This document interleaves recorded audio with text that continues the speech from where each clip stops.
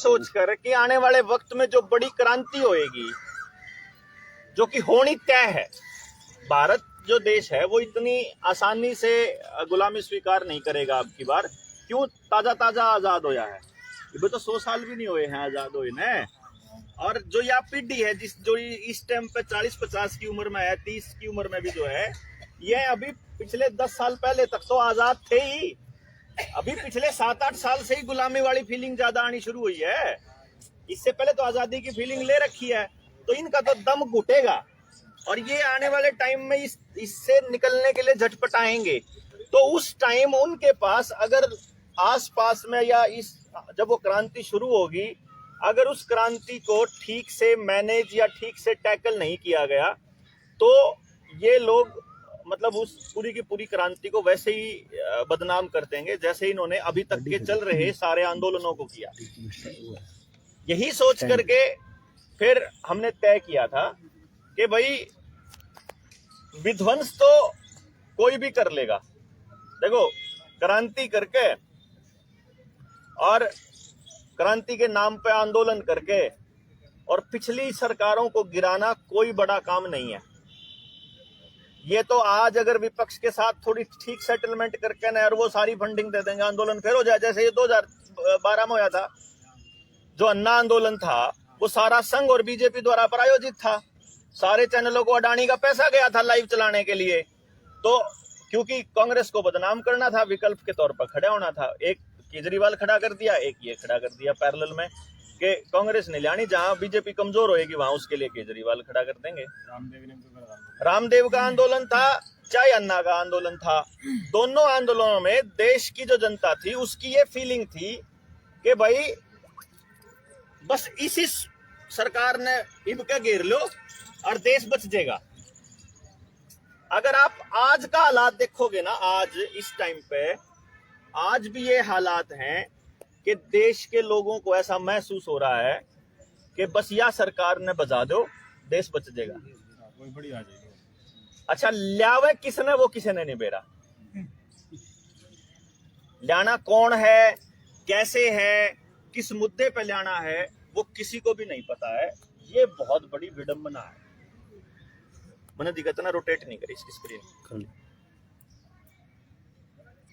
अब जब भी ऐसे कोई संगठन तैयार होते हैं तो वो आने वाले टाइम में फिर ये कोशिश करते हैं कि भाई हम राजनीतिक विकल्प देंगे आपको, और फिर वो राजनीतिक विकल्प भी फिर उसी व्यवस्था की भेंट चढ़ जाते हैं। क्योंकि वो जो ऊपर बैठे आदमी है ना, वो जो लॉबी है, ये मेडिकल लॉबी हो गई, ये सीमेंट इंडस्ट्री हो गई, फिर ये कपड़ा इंडस्ट्री, तंबाकू इंडस्ट्री, दारू की इंडस्ट्री, या ये रोड जो बनाते हैं ये वाली इंडस्ट्री, ये इतने बड़े बड़े मगरमच्छ हैं कि ये इतनी आसानी से जाल में से निकलने नहीं देते। राज्यसभा में भी बैठे हैं, पहले विधानसभाओं में भी बैठे हैं, लोकसभाओं में भी बैठे हैं। तो ये आपको उस मकड़ जाल में उलझा के घेर देंगे जो भी आदमी इसको करने लगेगा। सरपंच मेंबर तक भी है, सरपंच मेंबर तक भी। सही बात है, वो सुनी लाड़ी बात। तो इससे निकलने का तरीका क्या है? विध्वंस करना कोई मकसद नहीं है, पॉलिटिक्स करना कोई मकसद नहीं है, क्योंकि पॉलिटिक्स करके भी आप नहीं कर पाओगे। कितने बड़ी आदमी ना आप वहां लेकर चले जाइयो, उसका यही हाल होना है। तो फिर क्या किया जाए कि आप यूं कहोगे ना कि यूं नहीं तो कौन। पहली बात तो ये सवाल ही गलत है कि भाई के देश में इतना बड़ा नाश हो गया। अगर भाई 135 करोड़ पॉपुलेशन में मर पे एक बड़ी आदमी नहीं। दूसरी बात, एक आदमी से काम कैसे चलेगा भाई? एक आदमी पे सारा बोझ गिराएंगे तो कर ही नहीं सकता। देखो कितना बड़ा खेल खेला इन्होंने 2014 से। जब भी कुछ बढ़िया हो जाए तो बोला मोगली जी ने किया है, और जब कुछ गलत हो जाए अकेला मोगली क्या करेगा बोला है? बोला मोगली जी तो ईमानदार है, नीचे वाले जो मंत्री हुए हैं बोला बेईमान है, और वह भी तो उसके लाए हुए है। ये इतना बड़ा मतलब लोगों की मानसिकता के साथ खेल खेल रहा। तो फिर हमने यही सोचा कि अगर डायरेक्ट राजनीति में कोई जाता है तो वो अपनी कुर्सी बचाने की लड़ाई लड़ने लग जाएगा फिर उसके बाद।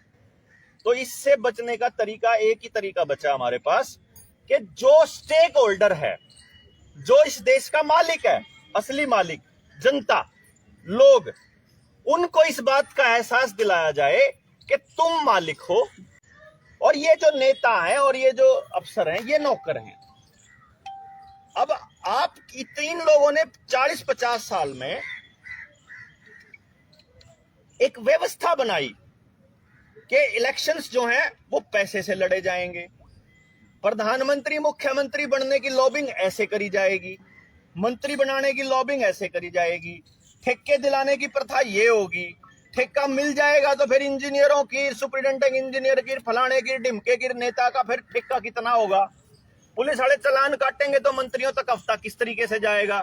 इन्होंने पूरी व्यवस्था तैयार करी इतनी बड़ी। अब इस व्यवस्था से एक ग्रुप नहीं लड़ पाएगा, एक संगठन नहीं लड़ पाएगा ना। व्यवस्था से संगठन कैसे लड़ेगा? उन्होंने तो व्यवस्था बनाई, और हम लोग संगठन बनाएंगे तो हम नहीं लड़ पाएंगे। व्यवस्था से लड़ पाएगी व्यवस्था। मतलब मैं इसको ऐसे समझता हूं, व्यवस्था से लड़ने का एक ही तरीका है कि आप पैरेलल में एक दूसरी व्यवस्था खड़ी करेंगे तो व्यवस्था के साथ वो थोड़ी बहुत लड़ाई लड़ सकता है।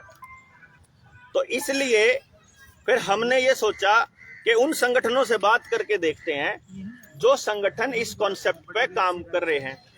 तो हमने किसान आंदोलनों से, किसान नेताओं से बात करी, हमने दूसरे लोगों से बात करी, और जो जो इस दिशा में काम कर रहे थे हमने उन सब से बात करके 21 संगठनों ने मिलके फिर एक जनता सरकार मोर्चा बनाया। ये मोर्चा है, ये कोई संगठन नहीं है। इसके अंदर बिना संगठन बनाए आप लोगों को संगठित करना है। अगर हम संगठन बनाएंगे तो उसमें हम प्रधान होंगे, हम सारी चीज मैनेज करांगे और हमारे हाथ में पावर होगी, फिर हम वैसे ही हो जाएंगे जैसे वो हो रहे थे। तो हमने जो 21 लोगों ने संगठन बनाया था जनता सरकार मोर्चा का, उसमें कोई प्रधान नहीं है, कोई हेड नहीं, कोई सीन नहीं। बैठ के अभी तक चर्चा होती है कि पहले हम गांव के, जिले के उन लोगों तक पहुंचते हैं जिनका हमारी बात समझ में आंधी हो। पहले वह लोग तो ढूंढना जिले वाइज जिनका यह बात समझ में आती हो कि हम ठीक काम कर रहे। जब हमारे पे वैसे लोग ही नहीं पाए, भाई हम ये मान के चला कि अगर 21 लोगों की कमेटी बनाने लगा 5 जिला में, तो अगर हमारे पास 21-50 लोग भी नहीं हैं तो फिर खाम खाए अपना घर बैठा थोड़े दिन जाके, भाई बहुत हो लिया, होली क्रांति फिर तो, है ना। भाई लोग इकट्ठे करना, भीड़ इकट्ठी करना हमारा मकसद को नहीं। हमारा मकसद है इस सोच को जीने वाले कितने लोग हैं, ये समझने वाले कि ये पूरा का पूरा प्रोपेगेंडा आपके साथ होने लग रहा है, ये रुकने वाला नहीं है। पहली बात तो ये, तो इसलिए फिर ये सोचा कि कम से कम आपके जिले में आप लोगों को तो एक दूसरे से मिलवा दें। अभी आप देखोगे, आपने एक दूसरे गणे लोग तो आपने पहली बार देखे होंगे, मैं वही कह रहा हूं। ये तो हम बने जरिया, जनता सरकार मोर्चा बना जरिया, अब आप लोगों को मिला दिया। अब मान लो यहां से 70 आदमी निकले, एक मान के चलता हूं मैं एग्जाम्पल के तौर पे, इसका मतलब एक जने की ताकत 70 गुना होगी, इसी टाइम यहां आते ही 70 गुना होगी। अगर आपको ये लगता है कि वाकई में आने वाले टाइम में आंदोलन बड़े होंगे, तो ये 70 के 70,000 बनते मैं दिखाऊंगा आपको। मतलब ये आपके सामने बनेंगे। अभी कम से कम 100 आदमियों के मैसेजेस हमारे पास ये हैं कि जी हम लोग, हमारी ड्यूटी कितने बार लाग रही है, हम बाहर जा रहे हैं, शॉर्ट नोटिस था, हम नहीं आ पाएंगे, पर नो समझो आपके साथ हैं। दूर हैं वह दूसरी मीटिंग में, कल ना कुरुक्षेत्र आओगे, कुछ लोग पर लेकर निके हैं, तो कल सुबह जैसे कुरुक्षेत्र है।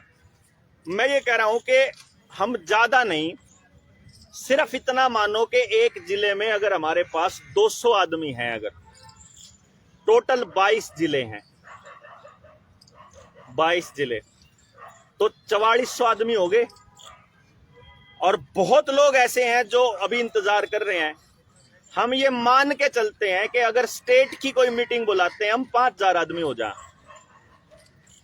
अभी तक आप लोग जब अपने पड़ोस के लोगों को समझाते हो कि भाई सरकार आपके साथ में धोखा कर रही है, सारा प्रोपेगेंडा चला रही है, तो अभी तक की जितनी भी बातचीत है, उस बातचीत का नतीजा ये निकलेगा कि भाई आपका पड़ोसी आपने न्यू कह देगा, अखियां इतने लोग लो आ रहे हैं, पागल है। या एक ऐसी लाइन है जो ये कहती है कि इतने लोग लो आ रहे हैं, पागल हैं। करंट सिचुएशन यही है, क्योंकि आप लोग थोड़े हो। आइए जी वकील साहब, आइए, आजा आकर। तो अब ये इतने लोग पागल है वाली सिचुएशन अगर आ जाए, मान लो आप लोग राधा स्वामी सत्संग वालों के पास चले जाओ, उन्हें कुछ समझान लागोगे ना, आपकी बात समझ मान लागेगी, तो भी वह न्यू कहेंगे इतने लोग आ रहे हैं, पागल है। निर्मल बाबा जो चले जाओगे, उनके बारे में भी यही पाओगी कहानी। आप राम रही मैडम चले जाओगे, वो भी यही पाओगी, क्योंकि उनको सिर्फ वो बात समझ में आती है कि इतने लोग हैं, पागल थोड़ी है। आपको भी एक बार तो लोगों को दिखाना पड़ेगा कि इतने लोग इकट्ठे हो रहे हैं, पागल हैं। भाई इस तरफ बोलने वाले लोगों ने बतेरे इकट्ठे होकर दिखा दिया, लेकिन हम जैसे लोगों को तो बोलते हैं तो हमारी तो वीडियोस भी उड़ा दी जाती है सोशल प्लेटफॉर्म पे। तो फिर हमने तो प्रेजेंट होकर दिखाना पड़ेगा कि यहाँ इतने लोग खड़े हैं, पागल हैं के क्या हम बोल रहे तुम फर्जीवाड़ा कर रहे हो, और तुम साबित करो हमारे में तो जितने लोग हैं। चूंकि नेशनल हेल्थ बिल के बारे में किस किस को नहीं पता, एक बार हाथ खड़े करना। किसके बारे? नेशनल हेल्थ बिल जो आने वाला है, नया बिल आ रहा है, स्वास्थ्य बिल, नया बिल आ रहा है, नया जन स्वास्थ्य बिल। नहीं मालूम है? कानून तौर पे लागू, मैं बताता हूं उसको। 2017 में वो कानून आया, उन्होंने पब्लिक डोमेन में डाल दिया भारत सरकार ने कि एक कानून लाएंगे हम, आने वाले टाइम में देश के ऊपर अगर बायो टेररिज्म का अगर खतरा नजर आए या कोई अटैक नजर आए बायो टेररिज्म टाइप का, जैसे अभी ये केमिकल का अटैक, वायरस का अटैक है ना भाई, ये कहते हैं भाई युद्ध छिड़ेंगे, बायो युद्ध, बायो वेपन का, तो उस केस से बचने के लिए इन्होंने कानून लेकर के आए। उस कानून में ये लिखा हुआ है, जो कि अब वो मानसून सत्र में मतलब पेश करने वाले हैं, बल्कि पास भी करेंगे ये, क्योंकि अभी इनके पास लोकसभा और राज्यसभा में पूर्ण बहुमत है। लेकिन आप खड़े हैं बीच में, कोई टेंशन नहीं है। ये कानून के अंदर क्या जिक्र है, वो ये कहते हैं कि अगर सरकार को या सरकार के अधिकारी को, या अंकल जी वाली बात है एक्सपर्ट को, डॉक्टर को, अगर ये वायरस को कैरी कर सकता है या इन्फेक्शन उसको हो सकता है, तो वो आपकी परमिशन के बिना उसे नष्ट कर सकते हैं, आइसोलेट कर सकते हैं। मतलब क्या है, अगर ये तो डाउट हो जाए कि आपका घर में पालतू जानवर है, जो कुत्ता, बिल्ली, गाय, भैंस, बकरी, उस पर वायरस हो सका है, तो वो उसको मार सकते हैं। अगर आपके घर में किसी सामान पे डाउट हो जाए, भाई इनके कपड़े में हो सका है, इनके बेड में हो सका है, इनके अनाज में हो सका है, तो वो उसको आग लगा सकते हैं। आपके घर पे तो भी आग लगा सकते हैं। अगर आपके घर के किसी मेंबर पे हो जाए, तो वो उसको जबरदस्ती घर से उठा के ले जा सकते हैं, चाहे हम खुद हो, चाहे हमारी माँ बाण बेटी हो, वो ले जाएंगे। उसके ऊपर कोई भी टेस्ट करने का, कोई भी तरीके का उसके ऊपर इलाज करने का, कोई भी केमिकल या कोई भी सुई लगाने का अधिकार है सरकार को, आपकी परमिशन के बिना। ये उस कानून के अंदर लिखा हुआ है, और उस कानून में पिछले पेज पे जिन बीमारियों का जिक्र है, उन बीमारियों से आप बच ही नहीं सकते। यानी कि किसी भी एक आदमी को टारगेट करना हो, जैसे अभी इन्होंने क्या किया, घर घर दस्तक के अंदर एक गेम खेला कि हर आदमी के घर पे जाकर के ये पता कर रहे थे कि इस घर में कितने रह रहे हैं लगवाए बिना। तो आप लोग पहला टारगेट हो उस कानून का, और उसके नाम पे कंपलसरी भी हो सकता है आने वाले टाइम में। जैसे अभी तक तो क्या कर रहे, रुक के मार रहे थे कि भाई लगवाओ ना लगवाओ वॉलंटरी है, सुप्रीम कोर्ट में भारत सरकार ने कह दिया है। लेकिन आने वाले टाइम में भारत सरकार ये कहने वाली है कि भाई देखो, आदमी खुद बीमार हो जावे, अपना इलाज करवाओ ना करवाओ, इसमें तो खैर आदमी की अपनी मर्जी है, पर उसको ये हक नहीं है भाई वो दूसरों को बीमार करे, इसलिए कंपलसरी करेंगे हम तो अब आप लगा लेना अंदाजा कि ये हेल्थ बिल अगर आ जाता है तो ये आपके बच्चों को किस तरफ लेके जाएगा। इसके साथ साथ क्रिमिनल आइडेंटिफिकेशन भी बिल है, एक weapon of mass destruction WMD कानून बहुत अभी पास कर दिया उन्होंने WMD को, वो हमें पता भी नहीं है। बल्कि मतलब इधर से हमारे बच्चे जहांगीरपुरी में पत्थर ठाया खड़े थे, हिंदू मुसलमान कर रहे थे, और उधर से वो WMD पास भी कर गए। वेपन ऑफ मास डिस्ट्रक्शन, उसके बारे में भी मैंने वीडियो बनाई हुई है, नहीं तो मैं आगे भी बना दूंगा एक और। आप सोचो कि ऐसे ऐसे कानून आने वाले टाइम में आ जाएंगे, आप अपनी मर्जी से कुछ भी नहीं कर पाओगे। उस वक्त आंदोलन तो तेज होगा। तो इसलिए इस कॉन्सेप्ट को ध्यान में रखते हुए फिर अपन ने जनता सरकार मोर्चा का गठन किया कि भाई लोगों को यह भी ना लगे कि यह कोई संगठन है या ये कोई ग्रुप है ना। भाई हम एक मुद्दे पर इकट्ठे होने के लिए एक जरिया बनेंगे। आप लोगों से इकट्ठा होया जानता हो तो हो जाओ। अगर आप लोगों के पास अच्छा आइडिया है, ज्यादा बड़ा ग्रुप है, तो जनता सरकार मोर्चा ने अपने बीच में शामिल कर लो। और नहीं तो जनता सरकार मोर्चा का कॉन्सेप्ट है कि सारे के सारे यूनियन, सारे के सारे संगठन इकट्ठे हो जाओ, एक जगह पर आ जाओ। कोई नाम में कुछ नहीं था, राम जनता सरकार मोर्चा में नाम भी कौन लेने दे और बोलो, पर लेकिन कुछ ना कुछ तो नाम देना पड़ेगा। तुम नया नाम दे देना, उससे कोई फर्क नहीं पड़ता। हम केवल कैटलिस्ट की तरह एक जरिया बनना चाह रहे थे कि लोगों को एक दूसरे से मिलवा तो दें कम से कम। तो कॉन्सेप्ट ये है जी जनता सरकार मोर्चा का। एक तो अभी जो सरकार जबरदस्ती करने वाली है, अभी हरियाणा में इन्होंने, हरियाणा के चारों तरफ इन्होंने नाकाबंदी कर दी। पंजाब में कंपलसरी कर दिया मुंह ढकना, ठीक है। उधर से नोएडा के इलाके में जो यूपी वाले जो जिले थे जो दिल्ली के साथ लगते थे, और सोनीपत, झज्जर, फरीदाबाद और कौन सा बचा, गुड़गांव। तो इन लोगों की टेस्टिंग करने के लिए इन्होंने कर दिया कि भाई तुम थारा 500 रुपए का चालान भुगतना पड़ेगा, है ना, खुली हवा में सांस लेने का। अब देखना यह है कि बाकी हरियाणा का रिएक्शन क्या आएगा। ये चेक कर रहे हैं, देख रहे हैं अभी फिलहाल कि जब इन जिला वाले कुछ नहीं बोले तो बाकी पर लागू कर देंगे, और जब ये जिले बोल पड़े तो इधर रुक जाएंगे, टाल कर देंगे थोड़े दिन। फिर थोड़ा और टेलीविजन पर दहशत फैलावांगे, फिर टेस्टिंग कर देंगे 5G की, फिर किसी का अस्पताल में दाखिल होंगे तो फिर कर देंगे। तो ये अब होने वाला है आने वाले टाइम में। तो तब आप लोगों के पास कम से कम अपनी ये टीम तो हो।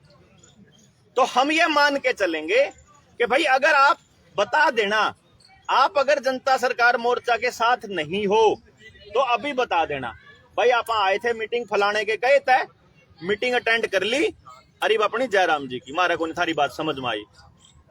अगर आप लोग जनता सरकार मोर्चा के साथ हो, फिर आप यहां से ये निर्णय लेकर के जाएंगे कि भाई इस ग्रुप में से कम, अभी आप लोगों के नंबर ले लिए हैं, आपका ग्रुप बना दिया जाएगा। इस ग्रुप में से अगर किसी के ऊपर भी सरकार का कोई अधिकारी अगर ज्यादती करता है तो फिर घरा नहीं बैठोगे, किसी के गेल भी होने लग जाओ। किसी के साथ भी अगर यो एकला नहीं छोड़ना, फिर अपना साथी। भाई देखो एक बात सोचो, पूरे देश में ये आवाज गई, भाई देवेंद्र इसके ऊपर बोल रहा है गुलामी वाले पटके के ऊपर, ये आवाज कैसे गई? मैं तो अंदर पड़ा था ना, बाहर तो ये सिल्लू और सुनील और ये साहिल और ये मारे थे रुक के। ये जो बाहर रुक के मार रहे थे ना, इन्होंने दोगुना को बताया ना कि न्यूर नहीं हो रहा भाई, जाती हो रही है। तो आप में से अगर किसी के साथ सरकार का कोई नुमाइंदा जबरदस्ती करता है ना, तो भाई फिर हम सारे गेल हैं। सिर्फ 4 डिस्ट्रिक्ट बचे हैं अब के बाद, कुरुक्षेत्र, पानीपत, चरखी दादरी और मेवात, और ये अगले 2 दिन में निपटा देंगे हम।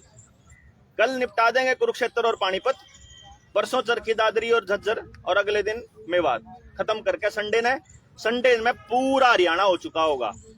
फिर कॉल करेंगे आप पूरे हरियाणा की एक कॉल। मकसद क्या है?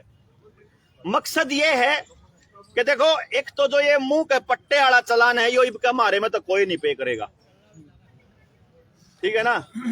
और 2-3 बार ऐसा हो सकता है कि आप किसी को कॉल दोगे, फलाने पुलिस वाले ने पकड़ लिया, आप लोग अपनी अपनी मोटरसाइकिल गाड़ी उठा के चालो, और इतनी बार में आधे घंटे में मामला भी नहीं मिटले। लेकिन ये मत सोचना कि आपका आना बेकार गया। 5-4 बार ये एक्सरसाइज करोगे तो अपने आपस में एक दूसरे के लिए भरोसा जमेगा कि हम साथ हैं। ये मत समझना कि ये वेस्ट हो गया। और फिर सिर्फ आप साथ नहीं हो, बाकी के 21 जिले भी आपके साथ हैं। तो हम ये मान के चलेंगे कि भाई एक तो जो 5000 परिवारों का अपना टारगेट है शुरू का, कि पूरे हरियाणा में क्या हम ऐसे 5,000 परिवार इकट्ठे कर सकते हैं जिनको एक दूसरे के ऊपर इतना भरोसा हो कि एक कॉल पे इकट्ठे हो जाओ आप? क्या हम ऐसे लोगों के लिए, ऐसे लोगों को इकट्ठा कर सकते हैं जिनके लिए हम अपनी जान देने को तैयार हो जाएं? हम एग्जाम्पल देते हैं, भगत सिंह ने देश खातर फांसी टूटा, लेकिन वो इसे आदमी खातर फांसी टूट गया जिन आजादी का मतलब है कौन बेरा भाई? जय हम किसे जय अपनी जान देने लगा तो कम से कम न्यू बेरा रहा होगा कि इन 5,000 परिवार खातर जान दी हमने उन आदमियों खातर कौन देनी जिनसे न्यू कहे कि ना सरकार बढ़िया कर रही है, जोन से न्यू मानना है कि सरकार गलत कर रही है, उन परिवार खातर तो लड़न का फायदा है। ऊ खाम खाई किल की मान का क्या फायदा है जिनने बेरा को नहीं सारे खातर कोई आदमी जान के दड़ी बदर का चल रहा। इसलिए फिर ये सोचा कि इन 5,000 परिवारों को इकट्ठा करके एक दूसरे से मिलवा देते हैं। अपने बालकन भी लाइयो, अपनी पत्नियां भी, अपने पतियान भी लाइयो, उड़े सारे आपस में मिल रहे हैं और उस दिन ये अनाउंस करें कि भाई जिसके घर के बाहर जनता सरकार मोर्चा का बोर्ड लगा मिल जाना, एक तो सरकार का आदमी उस घर में ना बढ़ जाइयो, गलती से भी छोड़ांगे नहीं, गलती से मतलब भूल के ना, गलती से ना जान के कुछ तरह किसी तरह कर लियो, बढ़ नहीं जाओगा कोई आदमी।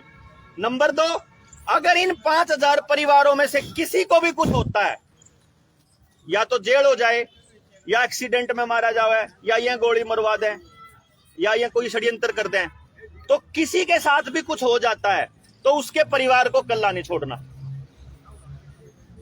भाई 5,000 परिवार तो रोज का 1 रुपया भी देवेंगे तो रोज के 5,000 रुपये हो गए, 1.5 लाख रुपए महीने में उसका परिवार ठीक पड़ जाएगा। आदमी तो दे नहीं सकते, देखा पा आप भी नहीं दे पाते, मारे कुछ हो जाए किसी कुछ हो जाए, लेकिन इतना तो यकीन होगा ना कि हमारे बालक भूखे कौन मरते हैं।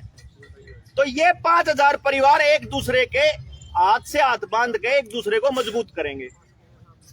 और जब अब 5,000 आदमी 5,000 परिवार इकट्ठे हो जाएंगे तो हम अपने बालका ने ना भूखे मरण देवा, ना अनपढ़ रहने देवा, अपनी यूनिवर्सिटी खोल सका, आप अपनी इंडस्ट्री खोल सका। 5,000 परिवार तो अपना काम धंधा कुछ भी कितना बड़ा एम्पायर खड़ा कर सका 5,000 आदमी, बशर्ते कि ये 5,000 आदमी ऐसे हों जो समझे हुए हों, भीड़ इकट्ठी नहीं करनी। ये मकसद है आप लोगों को इकट्ठा करने का। तो अगला स्टेप है कि जी करना क्या है। सबसे बड़ी बात, वंदे मातरम जी, आइए कि करना क्या है।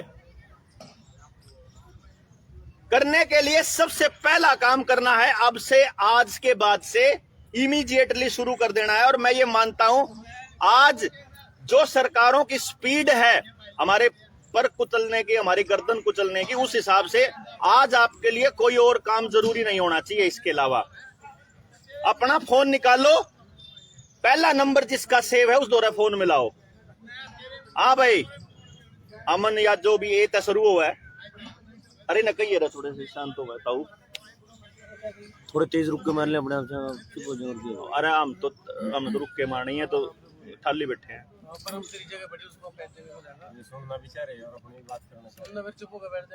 तो पहला फोन जब आप किसी को मिलाओगे उससे ये पूछो कि सरकार जो कर रही है वह ठीक कर रही है, गलत कर रही है। तुम लोग सरकार के साथ हो या तुम्हारे को लगता है कि सरकार कुछ गलत कर रही है। तो अगर सरकार ठीक कर रही है ना उसकी नजर में, और वो कह रहा है कि इससे बढ़िया सरकार नहीं मिलती है और मोगली जी से बढ़िया आदमी नहीं पांदा है, तो पहला नंबर करो, उसको ब्लॉक करो, ठीक है ना। और उसका नंबर डिलीट करो अपने फोन में से। ब्लॉक पहले करो फिर डिलीट करो। वो किसी काम का, वो आदमी आपके लिए समझ लो वो रुकावट है आपकी जिंदगी में, उससे नाता तोड़ो सबसे पहले तो, क्योंकि ये रीसेट करने लग रहे हैं, द ग्रेट रीसेट। आपा कौन सा पहले एक दूसरे ने जाना करते, ये इस मुद्दे ने इकट्ठे कर दिए। तो ये जो जागे हुए लोग हैं जिम्मार पहिया रहे तो हमने भीड़ का क्या करना। एक समझ लो आज के टाइम जो सरकार को बढ़िया कह रहा है ना, उस तक कबाड़ आदमी नहीं है आपकी जिंदगी में, और कबाड़ ने जितना तोड़ा बाहर फेंको उतना बढ़िया। दूसरा नंबर, पहला कॉल हो गया, अगला कॉल आता है, वो कह रहा भाई मैंने बेरा तो है सरकार गलत कर रही है, लेकिन मैं कुछ कर नहीं सकता क्योंकि मैंने इतने लोन ले रखे, मैं तो नौकरी पे हूं। तू नौकरी पे है, तू घर में बैठा बैठा फोन तो कर सके। ये भी हमारे 70-80 आदमी हैं, हमने मीटिंग करके बुलानी हो या किसी एक भाई के साथ कोई जाती हो जाए, अब मैं तो गाड़ी में जान लाग रहा, बाइक पर जान ला रहा, यार मीटिंग में बैठा, फोटो खींच के इनके सारों के नंबर और नु कहता इन सारा दौरा फोन कर दे, घर बैठे फोन तो कर सके हो, मीटिंग अटेंड नहीं कर सकता तो तू उससे न्यू पूछ लो, बोल तू आगे कोई ड्यूटी लेना तैयार हो तो बता, घर बैठे बैठे भी ड्यूटी निभाई जा सके भाई। बाहर निकलना हमारे पास जो होंगे बाहर निकलने वाले में बाहर निकल लेंगे, जो घर में बैठे बैठे ड्यूटी निभाऊंगा घर में बैठे बैठे निभा दो। अगला क्या है कि मैं नौकरी पे हूं, मैं आपके साथ प्रेजेंस नहीं हो सकता, लेकिन आपके लिए इंतजाम कर दूंगा अगर आपको कोई थोड़ी बहुत पैसे पूछो की जरूरत हो तो। अब आज की मीटिंग है भाई, मारे पे तो कोनी भी हो तुम्हारा अरेंजमेंट करने का, तुमने समोसे पकौड़े खुआने का, और फिर कोई एक आदमी पे बोझ क्यों डाला?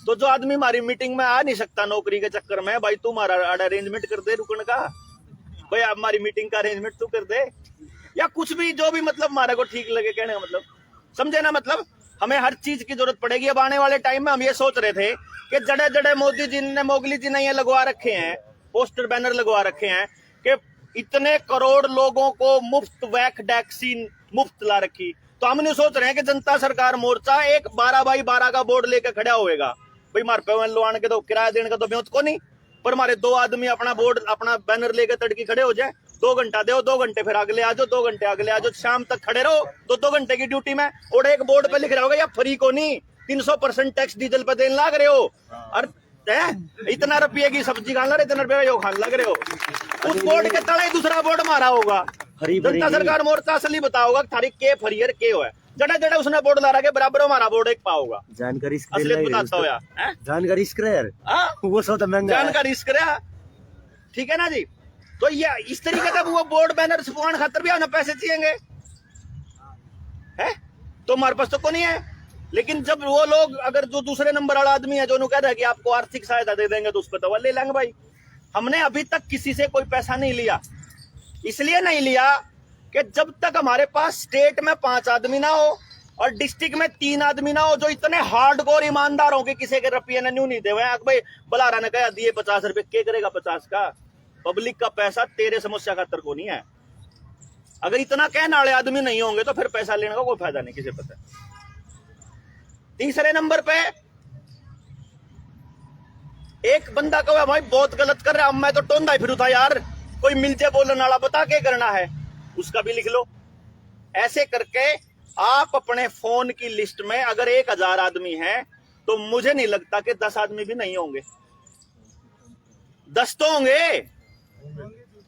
केवल इस मुद्दे पे आपका साथ देने वाले 10 आदमी चाहिए आपन है, भीड़ नहीं इकट्ठी करनी। मैं फिर कह रहा हूं आपको, स्टेट की मीटिंग में कबाड़ नहीं बुलाना, केवल वो लोग बुलाने जो जागे हुए हैं, जिनके लिए जान दी जा सके, जिनके लिए अड़न में मजा आवे कि भाई इन आदमियों खातर लड़ रहे थे, ये जाग रहे थे, ये समझ रहे थे, इनने कोई राह नहीं पा रहा था,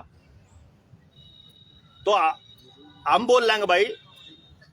फिर सारी चीजों का पर्दाफाश करने के लिए भी चाहिएगा। फिर आने वाले टाइम में मैं फिर वो जो शुरुआत में मैंने बात कही थी कि विध्वंस करना हमारा मकसद नहीं है, सरकार गिराना हमारा मकसद नहीं है, सरकार बनाना भी हमारा मकसद नहीं है। हमारा मकसद है 100 साल बाद हम अपने बच्चों के लिए कैसी जिंदगी, अपने अगली पीढ़ी के लिए कैसी जिंदगी, कैसा समाज का सपना देखते हैं, उस समाज के रास्ते पे समाज को लाना अपना मकसद है। इतनी लंबी तो सोच के साथ अगर आप चल सकते हो तो आज की मीटिंग को मैं सार्थक समझूंगा। और जब किलकी मारनी है और सोचते हो कि आंदोलन करना अपन है या कोई बड़ा रुक के मारने हैं, तो फिर नहीं भाई। अपनी लड़ाई जीती जाएगी रसोई से, अपनी लड़ाई जीती जाएगी गांव से, अपनी लड़ाई जीती जाएगी खेत से, अपने शरीर से। शरीर को हेल्दी कैसे रखना है, समाज को हेल्दी कैसे रखना है, खेत को कैसे रखना है केमिकल मुक्त, रसोई को केमिकल मुक्त, शरीर को केमिकल मुक्त, समाज के अंदर किस तरीके से बढ़िया वो सामंजस्य बनाना, इस तरह की व्यवस्था को तैयार करना मकसद है एक्चुअली। अब ये भी नहीं पता इसमें कामयाबी मिलेगी नाकामयाबी मिलेगी, न्यू भी नहीं पता कै साल का है और कै पीढ़िया का रोड़ा आयु, लेकिन मन ऐसा लगे कि ये फेरावेंगे, ये हर 50-100 साल के बाद एक नई बीमारी लाते रहेंगे, ये आपके साथ इंफॉर्मेशन का खेल ऐसे ही खेलते रहेंगे और ये लड़ाई लंबी चलती रहेगी। तो हमने अगली पीढ़ियों को लंबी लड़ाई के लिए तैयार करना है। जो आज के टाइम में किसान आंदोलन में बैठे थे, याद करो, ध्यान करो अपने समाज में आसपास से, किसान आंदोलन में बैठा हुआ आदमी 40 पार का आदमी था। 90% से ज्यादा आदमी वो थे जो 40 साल तक ऊपर के थे। 40 साल तक छोटे मोबाइल में उलझे पड़े अपने वही बंदूक चला रहे थे। क्यों थे वो 40 पार के आदमी? क्योंकि उनके बाप दादाओं ने गुलामी का दौर देखा था, संघर्ष कर रखा था। मुश्किल टाइम जो होता है वो मजबूत पीढ़ी पैदा करता है। तो यह पीढ़ी मजबूत पीढ़ी थी अंकल जी, आड़ी या लड़ रही थी जी किसान आंदोलन। आप वाली पीढ़ी तो लड़ रही थी क्योंकि मुश्किल दौर देख रखा था इनने, और वह मजबूत पीढ़ी थी। उसने हम जैसे पैदा कर दिए, हम आधे मजबूत आधे कमजोर रहा, और हमारी औलाद आ रही है वह तो इसे छुई मुई है बेचारे। वह पीढ़ी कन्फर्म गुलाम है, और उसको मोबाइल भी इसलिए दे रखा है, नशा भी इसलिए दे रखा है, पूरा इंतजाम कर रखा है उसके लिए इंटरनेट से कहना है कि ये पीढ़ी घर तबार नहीं निकलनी चाहिए। तो हमारी औलाद तो लड़ाई नहीं लड़ पाएगी आगे, ये देख लेना। आप आखिरी पीढ़ी है जो लड़ जाएंगे। हमारे तो जो बच्चे घरों में बैठे हैं, आप सोचो, खेल समझो आप अपनी पूरी पीढ़ी की बर्बादी का। जो बच्चा 8वीं में था 2020 में जब लॉकडाउन लगा, वो बच्चा 12वीं पास कर लेगा 2024 तक, अगले चुनाव तक, यानी 18 साल का हो लेगा। 4 साल तक ना स्कूल में गया, ना कड़ी बार सोसाइटी में खेलने गया, ना समाज से कोई मतलब रहा। जिसने मोबाइल पे या तो अश्लील वीडियो देखी है, या चैटिंग करी है, या केवल मोबाइल पे गेम खेल लिया है, या ओटीटी पे फिल्म और सीरीज देखी है, यही तो काम करे बालक। जुआ खेल रहा है या जुआ खेल रहे बस। जिस बालक ने यो काम करा होगा वो आने वाले टाइम में अपना राजा चुनेगा। सोच लो फिर यह 25 करोड़ जो बर्बाद पूरी की पूरी पीढ़ी क्या से लोगों को चुनेगी। यानी कि आज के टाइम में मेरे को तो, हमारे को तो नहीं समझ में आ रहा है कि कति गरत में और नरक में है हमारी अगली पीढ़ी, और वो खुद नहीं निकलेगी, निकाल का अपन देना पड़े, उस पर राह देना पड़ेगा। चाहे गांव रेडिएशन फ्री करने का मामला हो, चाहे टेलीविजन ठा के फेंकने का मामला हो, चाहे अखबार और मेन स्ट्रीम मीडिया को कति बहिष्कार करने का मामला हो, चाहे ये जो रिफाइंड टाइप के जो केमिकल जो रसोई में पड़े हैं ये उठा के फेंकने का मामला हो, चाहे एलोपैथी वाले जो माफिया है इसको निकालने का मामला हो, चाहे अपने रसोई हो, चाहे खेती हो, खेती में से केमिकल फेंकने का मामला हो, ये सारे के सारी लड़ाइयां आपने लड़के देनी पड़ेंगी अगली पीढ़ी को। यह कौन लड़े अपने आप, क्योंकि इनकी अक्ल तो खत्म करी जा रही है प्लानिंग के तहत, इनको तो बर्बाद किया जा रहा है। और आपके बच्चों के लिए करने के लिए जगह छोड़ेंगे नहीं, क्योंकि सारी के सारे संस्थान प्राइवेट कर देंगे। इसलिए भाषण की कैटेगरी में ना रखी जाए आज की मीटिंग। ये मकसद है आप लोगों के बीच आने का, और इस मकसद के साथ अगर आपको लगता हो कि आप जाके अपनी लिस्ट में तय, क्योंकि हम जब आपके पास कॉल करेंगे ना, आप सभी के नंबर आ गए हैं, आप बता दियो भाई आप तो आज तक आउट है आपके खेल में, हमको नहीं खेलते सारी खेल, अर्जुन से खेलते हो हमारी खेल।